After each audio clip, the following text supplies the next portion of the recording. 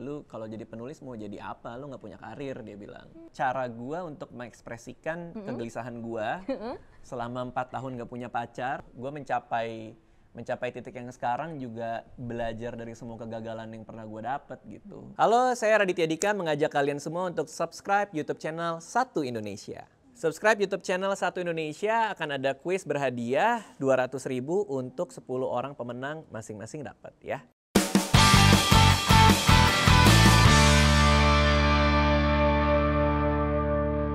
Hai semuanya, ketemu lagi sama gue Della di sini dan hari ini nih ya, aku punya bintang tamu yang kalian semua pasti udah gak asing deh.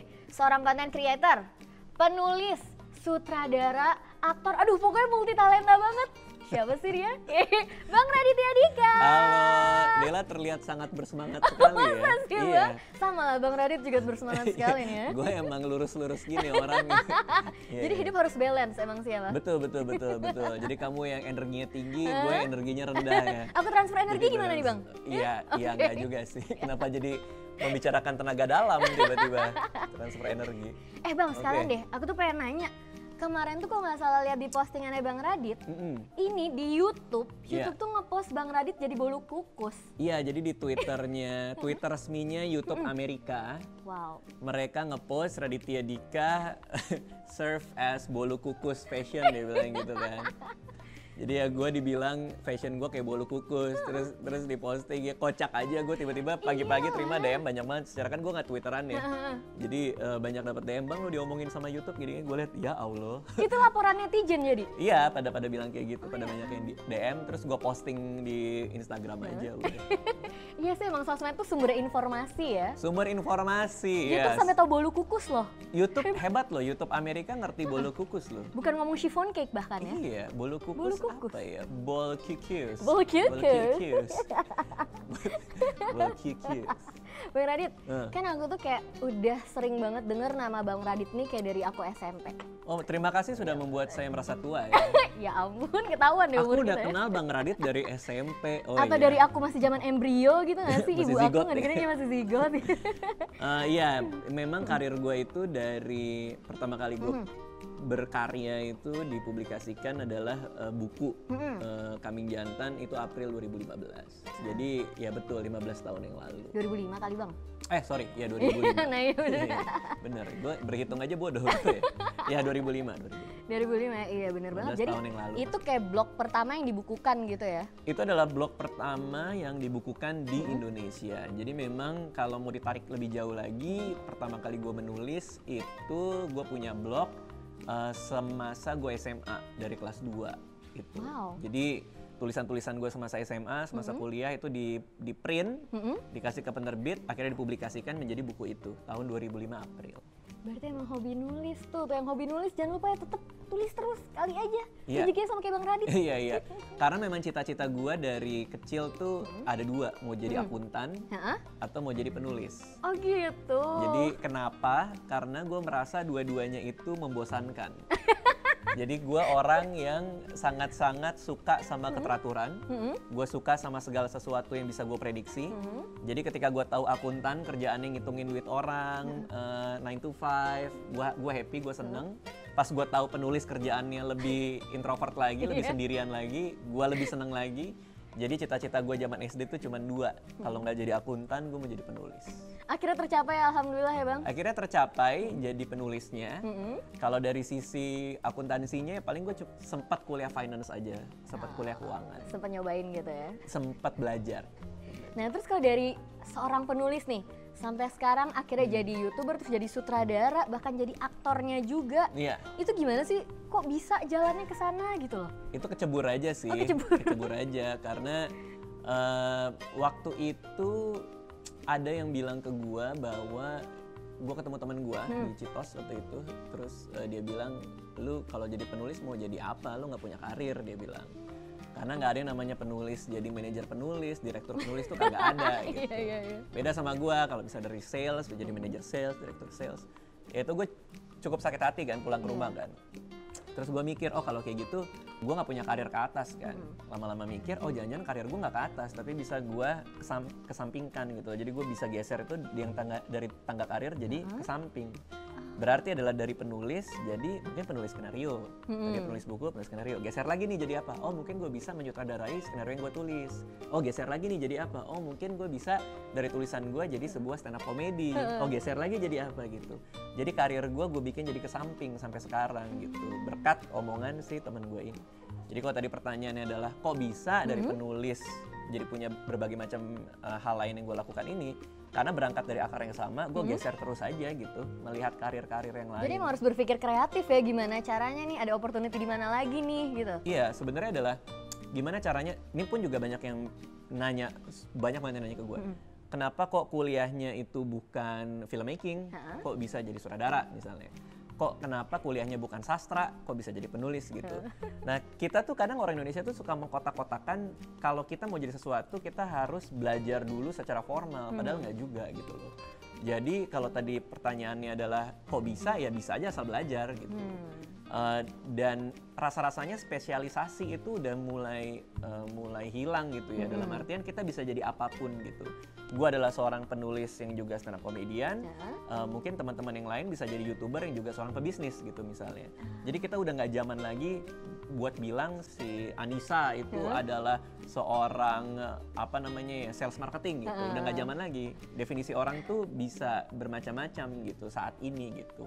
Udah nggak kayak dulu lagi. Nah Bang, aku mau nanya nih, kalau buat YouTube kan dulu awalnya terjunnya di Malam Minggu Miko itu ya? Ya, Malam Minggu Miko itu adalah cara gue untuk mengekspresikan kegelisahan gue selama 4 tahun gak punya pacar. Tiap kali ngedate sama cewek ditolak mulu. Nggak pernah ada yang suka sama gue, jomblo terus ya kan. Jadi akhirnya gue mikir gimana kalau gue bikin sebuah seri tentang si anak cemen ini yang selalu sial soal cinta setiap malam minggu. Jadilah Malam Minggu Miko. Kenapa gue yang main? Kan saat itu gue yang main. Gue yang sutradarain juga. Kenapa? Karena nggak ada duit buat sewa aktor, nggak ada duit buat bayar sutradara. Jadi kamera aja minjem itu waktu itu. Jadi ya gue nggak punya peralatan kan. Jadi bikin Malam Minggu Miko. Kalau pertanyaannya kenapa gue yang sutradarain, kenapa gue yang direct, ya karena emang nggak ada duitnya. Tapi keren banget loh hasilnya. Itu adik aku satu episode aja bisa nonton kayak 6 kali gitu, malah dia yang kenalin aku sama Malam Minggu Miko. Sama Malam Minggu Miko ya. Malam Minggu Miko itu memang adalah pembuka karir gue sih, karena gara-gara Malam Minggu Miko banyak produser-produser film yang ngeliat dan bilang, wah anak ini kayaknya bisa ngedirect nih gitu. Termasuk Pak Parwes dari Star Vision yang bilang bahwa saya suka yang kamu bikin, kenapa nggak kamu ngedirect film sendiri, menyutradarai film sendiri gitu. Akhirnya gue bikin film pertama gue yang gue sutradarain adalah Marmut Merah Jambu namanya. Marmut Merah Jambu, karena suka warna pink itu? Ya gitulah pokoknya. Jadi intinya adalah kita tuh nggak bisa loh kita lepas dari definisi yang orang berikan pada diri kita gitu. Kalau ada orang yang bilang lo jadi penulis nggak ini segala macam, lo jadi videografer nggak ini segala macam, ya kita punya kebebasan untuk mencari memanjangkan karir kita ke samping gitu sih. Nah kalau yang lebih sulit nih Bang, nulis buku atau nulis skrip atau nulis materi stand up comedy? Tiga-tiganya punya keasikan yang sama ya. Wow, gitu apa ya. tuh? Ya pertama secara plotting mirip-mirip gitu, selalu tujuan karakter halangan. Bahkan di stand up pun juga istri gue mau melahirkan tapi guanya bukan suami siaga gitu, itu menjadi sebuah komedi di situ gitu. Jadi dengan rumus yang sama kita bisa turunkan ke berbagai macam cerita gitu, mau itu cerita pendek, mau itu novel, mau itu buku atau mau itu film gitu. Rumusnya tetap sama, karakter, tujuan dan halangan gitu ya kalau mau bercerita gitu. Jadi buat gue tinggal memilih platform mana yang mau gue taruh cerita ini gitu loh. Apakah mau di buku, apa di film, atau di stand up gitu. Jadi sama-sama aja sebenarnya. Cuman ketika itu gue lagi senang yang mana gitu doang gitu. Sekarang kan Bang Radit tuh lagi nulis cerpen di YouTube yang Bang kasih voice over gitu, jadi kayak semacam kita didongengin. Iya. Didongengin kan. Banyak gitu yang bilang gitu, didongengin nih sama Bang Radit. Iya kan, itu karena emang mau kembali menjadi penulis apa gimana tuh? Karena ini kan lagi pandemi ya. Lagi pandemi terus kerjaan gue banyak yang hilang ya. Oke. Seperti banyak teman-teman yang lain juga ya. Jadi gue udah nggak bisa stand up comedy lagi. Maksudnya dalam artian gue nggak bisa manggung nih. Gue udah nggak bisa ke kampus-kampus gitu ngasih bicara soal menulis lah, kreativitas dan lain-lain. Itu juga udah nggak ada tuh. Gue nggak bisa syuting film lagi, ya kan. Jadi gue di rumah banyak nganggur, ya kan. Nah karena gue banyak nganggur, gue mulai berandai-andai. Ya udahlah daripada gue nggak ada kerjaan, gimana kalau gue bikin cerpen? Karena buku terakhir gue itu 2 tahun yang lalu terbit dan gue nggak pernah lagi nulis sampai sekarang. Kemarin gue juga abis IG live sama Ernest, dia juga sempat nanya, lo kenapa sih nggak nulis lagi ya? Gue bilang karena opportunity cost-nya buat gue adalah kalau gue menghabiskan 1 jam buat tulis, mendingan gue habiskan 1 jam buat bikin materi stand up gitu. Oh, iya. Jelas gitu, gue dapat penghasilannya mungkin lebih banyak di stand up karena gue bisa jualan tiket dan lain-lain gitu. Nah sekarang karena nggak ada stand up-nya nih, jadi gue kan punya waktu lah gitu. Nah, nulislah cerpen gitu. Cerpennya apa aja ya, mulailah gue ngawang-ngawang sendiri gitu. Gimana kalau ada orang diputusin pas lagi pandemi, cara dia move on gimana? Bikinlah satu cerpen judulnya Gerimis. Gimana kalau cerita tentang seorang bapak yang nggak bisa gendong anaknya ketika dia pulang kerja karena istrinya nggak ngebolehin. Bikinlah cerpen judulnya Gendong gitu. Jadi dimulai dari berandai-andai aja. Nah sekarang kan Bang Radit dari penulis udah jadi YouTuber, terus banyak juga artis-artis lainnya, pebisnis lainnya jadi YouTuber. Gimana cara Bang Radit tuh nggak menghilangkan ciri khasnya seorang Raditya Dika? Kejujuran dalam berkarya itu penting ya, dan stay true sama diri kita sendiri gitu. Kita tahu kita siapa dan kita maunya mau bikin apa. Selama kita pegang teguh itu, kita akan punya ciri yang berbeda dari teman-teman yang lain gitu. Selama yang kita suarakan adalah kegelisahan kita akan selamanya berbeda sama teman-teman yang lain gitu. Kemarin juga ribut-ribut banget ya, banyak teman-teman yang lain yang bilang, wah artis masuk YouTube jadi begini, YouTube jadi begitu ya. Kalau gue mau bodo amat ya orangnya, ya serah aja orang mau main ya nggak apa-apa. Justru makin rame kan makin bagus. Kita punya teman kolaborasi lebih banyak gitu kan. Jadi buat gue pede lah sama apa yang gue buat gitu. Pun kayak misalnya cerpen gitu. Ketika gue tahu gue punya pembeda dari teman-teman yang lain, gue berangkat sebagai penulis gitu. Oke, gue punya YouTube juga gitu.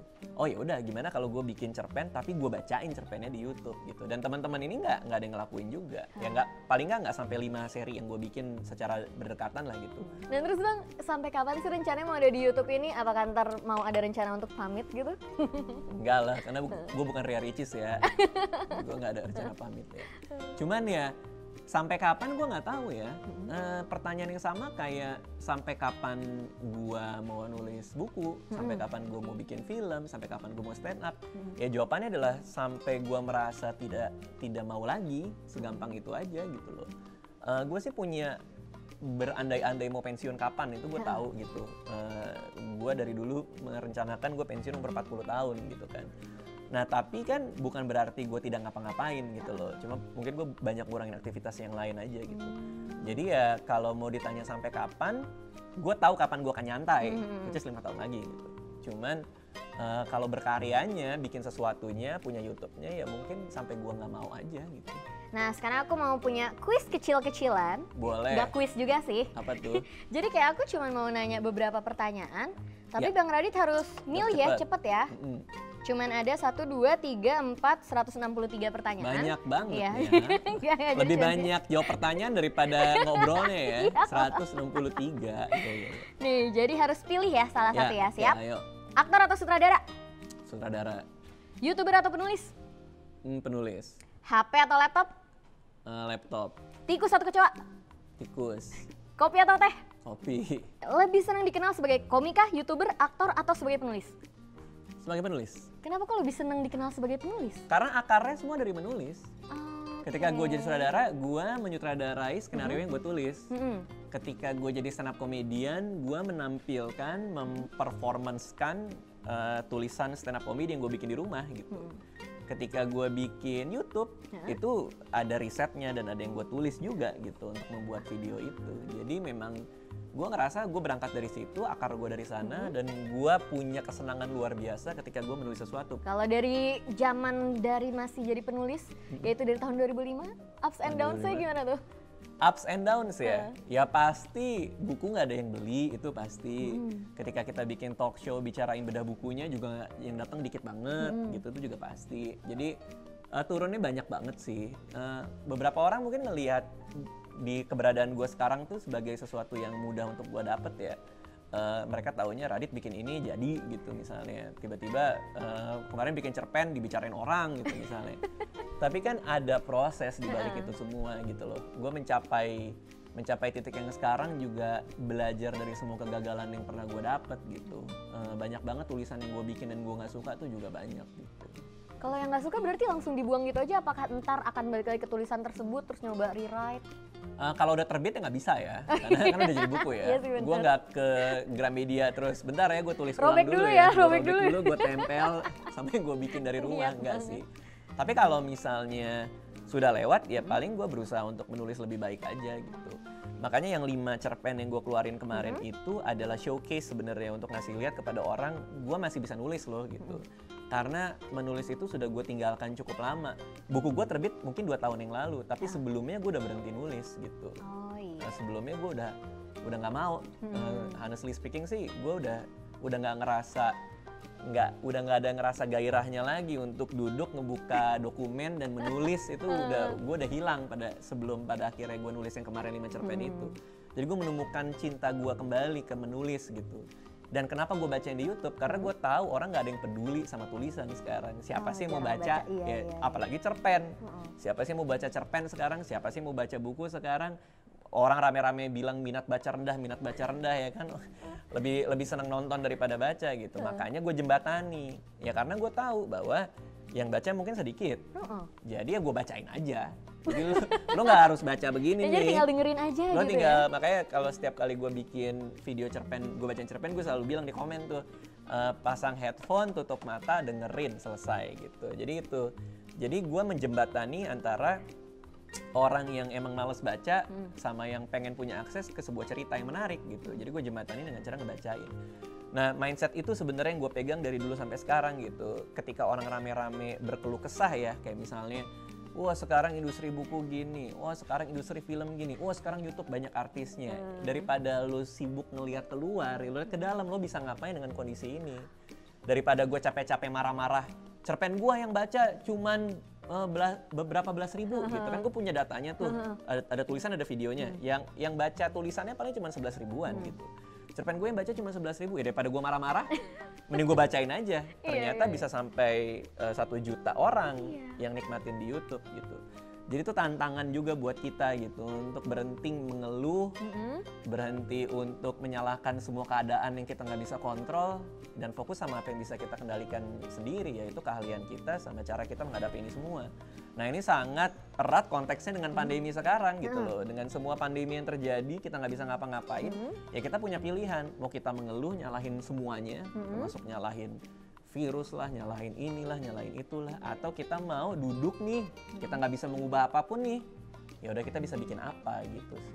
Jadi dimulai dari diri sendiri ya, kita ngeliat justru dari sisi yang positif.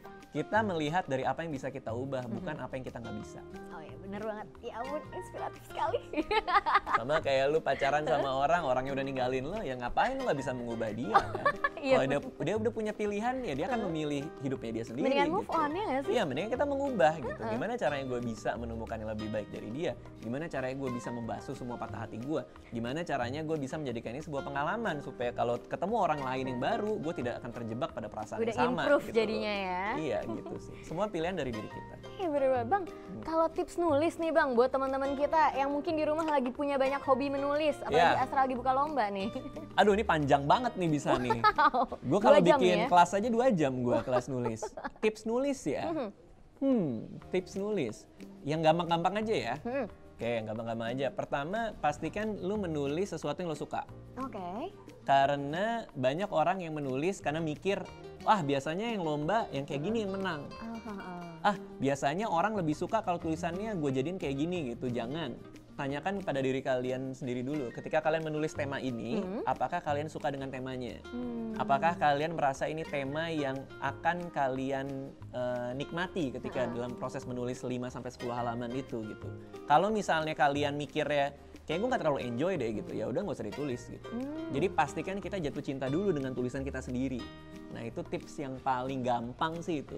Kalau teknis mah banyak ya, kita bisa bicara soal menggunakan kalimat aktif, jangan kalimat pasif, kita bicara soal membangun dialog yang menarik gitu, itu lebih ke teknis dan akan sangat panjang pembahasannya. Cuman kalau secara lebih makro, secara lebih general, ya pastikan ketika kita tulis, kita suka dulu. Gitu. Makanya buku-bukunya Bang Radit banyak yang dari kehidupan pribadi sendiri ya? Iya, kalau gue wajib hukumnya untuk menulis sesuatu yang gue gelisahkan. gitu. Jadi gue tahu why-nya. Ketika gue membuat sesuatu, gue tahu kenapa sih ini harus ada gitu. Kalau gue nggak bisa menjawab kenapa ini harus ada, gue nggak akan bikin. Jadi ketika gue bikin 5 cerpen gue bisa menjawab tuh kenapa gue harus nulis dan orang harus baca gitu loh. Karena itu ada kegelisahan gue di sana. Gue bicara soal kegelisahan seorang ayah nggak bisa gendong anaknya. Gue bicara soal kegelisahan seorang laki-laki yang mencoba untuk melupakan seseorang yang nggak pulang-pulang gitu. Gue suka dengan kegelisahan itu. Gue mau menghadirkannya dalam bentuk tulisan. Gitu. Nah Bang, sekarang nih aku mau nunjukin sesuatu. Bang Radit masih ingat nggak sih? Ini kita beralih ke yang lebih sensitif dan lebih pribadi ya. Boleh, boleh. Ayo. Nih, apa foto. Itu? Lihat deh. Foto apa itu? Foto Bang Radit yang ini masih ingat Iya, nggak sih? itu gue posting di Instagram ya. Itu foto di mana semua netizen komentarin, Bang lu anak pungut ya? Karena gue beda banget sama adik-adik gue, bokap gue, nyokap gue, dan di situ lagi acara formal kan. Iya. Tapi gue pakai kaos sama celana pendek. Emang netizen kurang ajar ya, hati-hati ya. Itu kenapa kok pakai baju gitu, emang pengen aja pakai baju yang nyaman apa gimana? Gua itu ketika foto itu diambil, gua dari kecil memang orang yang seneng sendirian. Jadi gue suka banget keluar rumah naik sepeda, ngelihat pemandangan, ke taman mikir. Gue seneng melakukan hal kayak gitu. Nah, karena gue orang yang kayak gitu, gue juga lupaan kan. Karena gue lupa hari ini ada apa, besok ada apa. Karena gue emang orangnya gitu aja gitu. Ketika hari itu adalah hari dimana ada acara keluarga. Gue lupa itu mungkin syukuran atau apa, gue lupa lah. Begitu gue pulang dari jalan naik sepeda, itu satu keluarga gue bersama keluarga besar yang lain tuh udah pada ngumpul di depan rumah. Jadi benar-benar rame nih aslinya. Rame bener itu, rame banget. Jadi pas gue datang dia ada apa ya? Aduh iya gue lupa lagi ada acara ini gitu kan. Ya biasalah bokap gue udah foto aja foto-foto gitu. Jadilah gue kayak begitu kan di situ. Terus netizen bilang lu anaknya siapa sih bang gitu. Anak bokap nyokap gue, cuman memang kebetulan aja saat itu gue lupa gitu loh. Tapi gue punya banyak foto yang kayak gitu juga sih. Nah kebetulan tuh yang ngirim nyokap. Oh pas banget. Nggak tahu tiba-tiba nyokap gue minggu lalu kalau nggak salah dia ngirimin, bang nih lihat ada foto ini, mama nemu gitu. Oh iya, terus gue posting aja. Ini zaman SMP nih bang? Gue lupa deh, kayaknya SMP. Kalau dari celananya, celana SMP iya, ya. kayak celana biru gitu sih. Kayak pendek banget ya, kayak 5 cm di atas lutut gitu ya celananya. Iya itulah scan buat berenang kali, nggak tahu juga sih. Nah dari Bang Radit yang masih seumuran gini nih sampai Bang Radit yang sekarang nih, yang udah jadi multi talenta banget, itu perbedaannya apa aja sih yang Bang Radit rasain nih? Dalam konteks apa nih? Dalam konteks kehidupan, menjalani hidup sehari-hari seperti biasanya. Masih sama kayak si bocah dekil nggak jelas ini masih sama sih. Gue masih suka menyendiri, gue masih suka bengong. Jayus-jayus lah selengean-selengeannya. Iya selengeannya juga masih. Kegiatan favorit gue sampai saat ini masih melamun. Masih melamun. Gue masih suka bengong, melamun, berandai-andai sendirian gitu. Gue suka ngomong sendiri masih kayak dulu gitu. Itu yang ngebuat ketika gue menikah sama Anissa sama istri gue yang bikin dia takut juga. Karena di beberapa malam pertama kita udah tinggal bareng, pas lagi tidur dia terbangun gara-gara ada suara-suara, nggak tahu gue ngomong sendiri di kamar mandi. Astaga, oke. Ya emang gue suka gitu, gue suka punya ide dan gue omongin ke diri gue sendiri kalau gue gini nih, gitu panjang gitu. Nah gue masih orang yang sama gitu. Cuman kalau kita lihat perbedaan ya mungkin bedanya sekarang gue lebih berani aja gitu, gue lebih paham sama apa yang gue pengen gitu, gue lebih percaya diri sama keputusan-keputusan yang gue ambil. Kalau zaman gue SMP, SMA, kuliah, gue masih suka ragu-ragu sama diri gue sendiri dalam artian bahwa gue kalau bikin ini berhasil nggak ya, gue kalau bikin ini masih banyak yang dipikirin banget iya. gitu ya. Tapi kepercayaan diri itu yang membedakan gue antara dulu sampai sekarang gitu. Gue bisa pede aja bikin cerpen dibacain gitu kan, orang-orang pasti ini orang halu atau apa sih gitu kan. Orang-orang pasti kayak ngapain sih YouTube diciptakan untuk membaca dan didengarkan, orang pasti kayak gitu kan. Cuman kan gue yang sekarang gue pede gitu ya, gue tahu apa yang gue mau, gue tahu apa yang pengen gue buat. Langsung lakuin aja dulu deh. Nah terus aku pengen nanya juga nih satu tips lagi nih. Apa tuh? Bang Radit kan dulu terkenalnya sebagai raja jomblo nih. Raja jomblo ya? Iya kan terkenal banget raja jomblo. Terus tapi tiba-tiba sekali punya pacarnya cakep-cakep bener. Oh gitu ya? Harus disebutin ya? Iya. Udah sekarang apalagi sama Kak Anissa yang cantik pisan, Masya Allah. Iya cantik pisan. Gimana sih caranya? Ini juga kemarin nih netizen ya kalian ya. Ada yang DM gua ya kan. Alhamdulillah Alea makin gede makin mirip Kak Anissa bukan Kak Radit. Alhamdulillah ya Allah, ini maksudnya apa ini? Jadi apa ini maksudnya? Maksudnya jelek gitu kalau mirip gua gitu kan. Terus bentar lagi mau jadi ayah anak 2 Ayah anak 2 ya, istri gue lagi hamil, hasil kolaborasi selama pandemi. Kolaborasi. Karena kita harus tetap berkarya kan, Iya benar. walaupun jadinya anak ya. Sebagai seorang seniman, saya selalu berkarya dengan teman kolaborasi saya, yaitu istri saya sendiri. Bagus. Bagus, hebat. Cuman ya, kalau pertanyaannya adalah kok bisa yang dulunya dikenal jomblo abadi terus menikah dan berbahagia? Ya karena semua ada fasenya gitu loh. Akan ada masa di mana kita ngerasa cukup, dalam artian kalau gue sama Anissa dulu adalah gue pacaran sama Anissa, terus gue mikir bahwa gue selama ini happy sama dia menerima gue padanya, gue pun juga seperti itu. Terus gue mikir ya kalau gue selama ini happy, selama beberapa tahun ini happy, kenapa nggak selamanya gue happy? Jadi keputusan buat untuk ya udah deh gue mau sama orang ini ya gue putuskan pada saat itu dan gue kasih tau ke Anissa dan akhirnya kita nikah gitu loh. Gue pribadi juga nggak, dulu awalnya sih nggak suka anak kecil ya. Gitu. Anissa juga sempat nanya ke gue gitu, gimana kalau kita punya anak, kamu kan nggak suka anak kecil, dia bilang gitu. Karena gue kalau ngeliat anak kecil juga, ini kenapa dia begini ya, kenapa dia salto ya, kenapa tiba-tiba dia pampersnya gede sebelah ya gitu kan. Gue dulu kayak gitu. Nah Anissa tuh sempat ngomong ke gue, kalau kita punya anak gimana? Kamu kan gak suka anak kecil gitu. Dan ternyata gue berubah. Begitu gue punya Alea, waduh sayangnya gue ampun-ampunan sama Alea. Nah kemarin dibahas lagi sama Anissa. Berarti aku ngeliat kamu segitu sayangnya sama Alea. Berarti kamu sekarang berubah ya, udah suka anak kecil gitu. Tunggu dulu. Aku suka anak kecil yang anakku. Anak kecil lain belum. Belum tentu. Iya sih bener. Gue masih lihat anak kecil lain, kenapa nggak bisa kayak anak gue ya? Jadi ngebanding. Iya, jadi bapak-bapak yang begitu gue ya. Cuman ya perubahan-perubahan itu pasti terjadi ya, karena ya seiring bertumbuhnya umur pasti ada pemikiran-pemikiran yang berubah juga gitu. Ada rasa yang berubah kan. Ada rasa bahwa oh mungkin sekarang kalau gue dulu ngejagain diri gue sendiri dengan semua yang udah gue capai, dengan hal yang udah gue raih, mungkin gue bisa mulai ngejagain orang lain gitu kan. Begitu gue ngejagain istri gue melahirkan, oke, mungkin gue bisa ngejagain anak gue gitu loh. Jadi ada perubahan-perubahan sikap yang terjadi seiring dengan umur yang bertambah sih, itu udah pasti gitu. Bang Radit itu tipe romantis apa gimana sih? Kok bisa ke Anissa langsung tertarik jatuh cinta? Ya sebagai orang yang tidak pernah melamar istrinya, yang ketika nikah cuman bilang kayaknya kalau kita nikah bagus juga ya gitu ya. Bagus juga ya? Nggak pakai selebgram yang berlutut satu lutut dan surprise dengan cincin ya. Ya secara terminologi ya, secara istilah mungkin gue nggak romantis dalam hal seperti itu. Cuman mungkin gue bisa dibilang romantis dalam hal lain gitu. Maksudnya ya gue memikirkan dari A sampai Z kelangsungan dan kenyamanan hidup anak istri gue itu udah pasti gitu. Dan gue berusaha untuk selalu adil sama siapapun yang gue kerja bareng, mau itu karyawan gue, istri gue, anak gue gitu. Gue menyimpan rasa keadilan itu buat mereka semua gitu. Jadi kalau misalnya romantis diartikan adalah untuk menjadi fair buat semua orang dan membuat mereka nyaman, ya gue mungkin masuk kategori itu. Tapi kalau menye-menye yang aku sayang kamu, aku juga, setiap bulan ngirim ratusan bunga aku gitu. akan selamanya sama kamu. Gua enggak sih kayaknya. Karena gue juga bingung gitu loh, untuk apa itu diucapkan gitu loh. Maksudnya ketika lo ketemu istri lo terus bilang, aku sayang kamu, aku kangen banget seharian aku dari luar. Ya buat apa diucapkan, buat gue nggak penting juga gitu. Yang penting kan lo ngasih lihat, bukan lo omongin. Ya, orang boleh ngomong apapun tapi melakukan sebaliknya kan.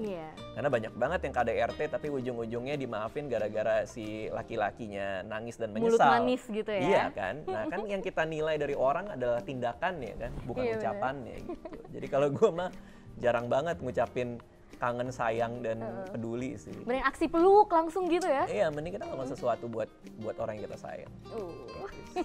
Kalau gue ya. Ya sama deh. Nah, Bang Radit kan nih di on cam tuh selalu lucu dan kocak banget kita Enggak juga sih, kayaknya enggak deh. Ya menurut saya deh pribadi. Aslinya gitu loh, kalau nggak ada kamera nih di mana-mana gitu di kehidupan sehari-hari, apakah kayak begini kocak atau yang pendiam banget? Gue biasa aja sih. Makanya orang pada bilang kayak wah Radit humoris, komedik gitu segala macam. Gue aslinya biasa aja gitu. Pun juga dari tadi gue ngobrol, gue nggak ada intensi buat ngelucu juga sih. Biasanya ngemeng-ngemeng aja gitu ya.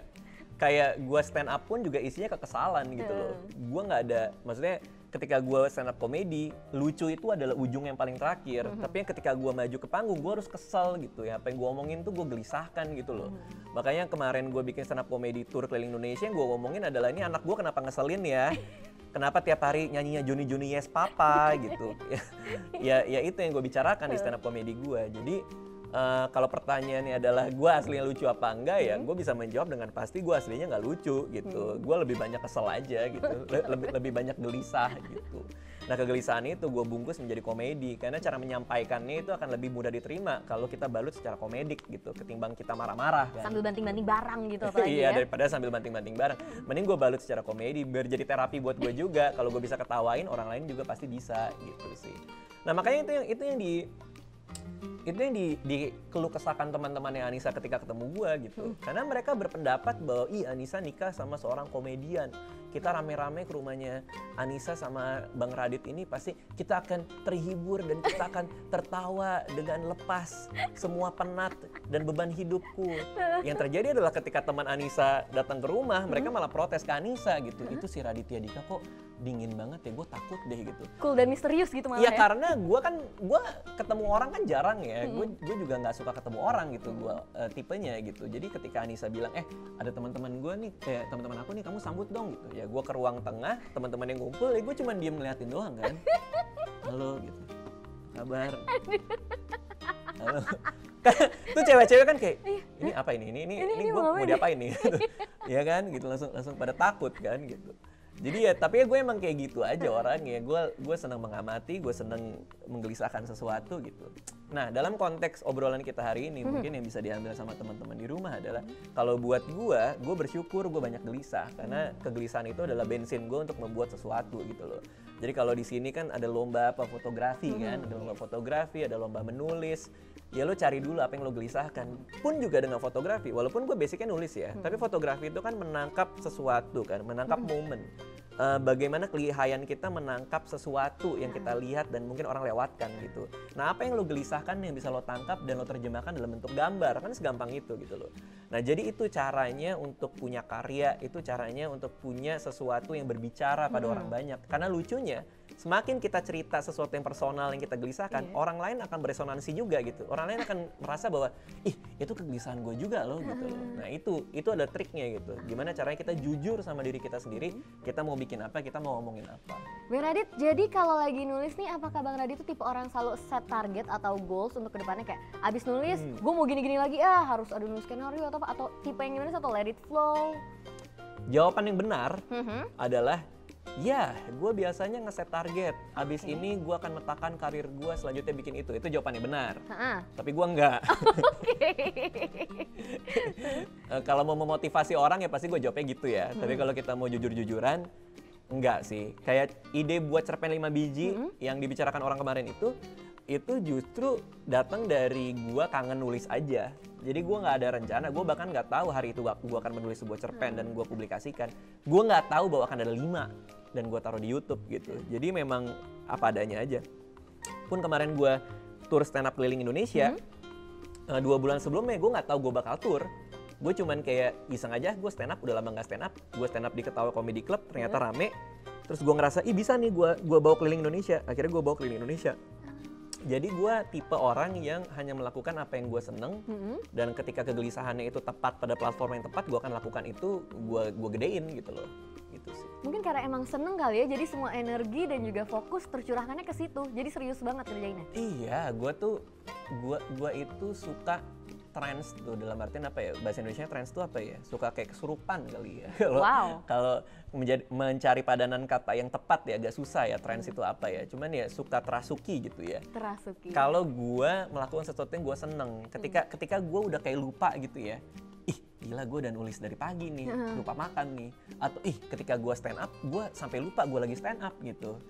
ketika gue udah nemu itu, gue tahu gue seneng lakuinnya, jadi gue terusin gitu loh.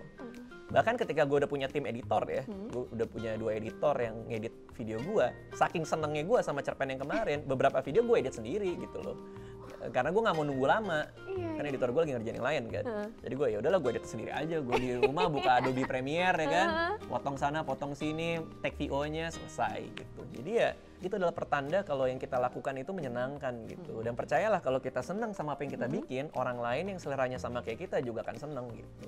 Wow, tips dan triknya tadi benar-benar ngebantu banget sih itu bahkan menginspirasi aku yang aku bahkan bukan penulis loh. Gue bahkan nggak tahu tips and triknya apa sih. Tips and trik tadi biar nggak jadi raja jomblo sih sebenarnya. Oh itu doang yang diambil ya? Iya. Nah semoga teman-teman di rumah yang nonton video ini juga bisa mengambil dan menyerap ilmu dari seorang Bang Radit loh ya. Nah buat kalian yang mau menangin kuis berhadiah Rp200.000 masing-masing untuk 10 orang pemenang, komen di bawah sini nih. Apa sih yang kalian lakukan untuk mendapatkan ide kreatif? Nanti untuk jawaban yang paling menarik akan mendapatkan voucher masing-masing Rp200.000 untuk 10 orang pemenang. Nah, jangan lupa ya untuk kalian yang punya hobi foto dan juga menulis, ikutin Lomba Foto Astra dan Anugerah Pewarta Astra 2020. Karena pendaftaran akan dibuka sampai dengan 31 Desember 2020. Langsung aja lah di websitenya Satu Indonesia untuk pendaftaran dan juga informasi selanjutnya. Jangan lupa subscribe dan saksikan terus YouTube channel Satu Indonesia. Dadah! Dadah!